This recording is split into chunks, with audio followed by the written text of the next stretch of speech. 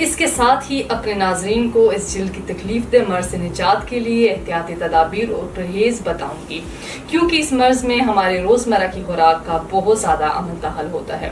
تو سب سے پہلے کھانے والی غذائیں دہی، دودھ، مولی، گاجر، شلجم، چقندر، توری، کدو، انار، آلو بہارا، جامن، یہ سب جلد کے امراضوں کے لیے بہت زیادہ اچھی غذائیں ہیں، انہیں اپنا معمول بنا لیں۔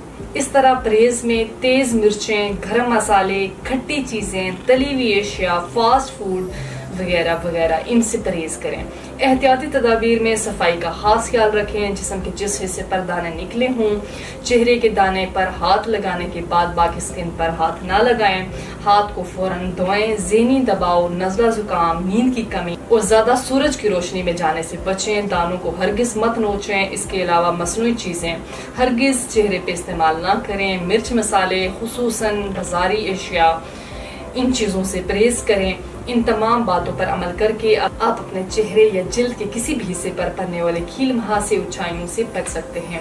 ناظرین، اب میں آپ کو کیل مہاسے اور چھائیوں کو ختم کرنے کے لیے ہربل یعنی قدرتی طبی طریقہ علاج بتاتے چلوں۔ جلد کے تمام امراض انکلوڈنگ کیل مہاسے اور چھائیاں، ان کے لیے علاج میں سب سے بہترین انتخاب قدرتی طبی طریقہ علاج ہے۔ اگر آپ میں سے بھی کسی کو بھی کیل مہاسے یا کوئی بھی سکن ڈس آرڈر ہے تو آپ کلینک تشریف لے کر آ سکتے ہیں۔ نیکسٹ ویڈیو میں ایک نئے ٹاپک کے ساتھ دوبارہ آپ کی خدمت میں حاضر ہوں گی، تب تک کے لیے مجھے دیجیے گا اجازت۔ خدا حافظ۔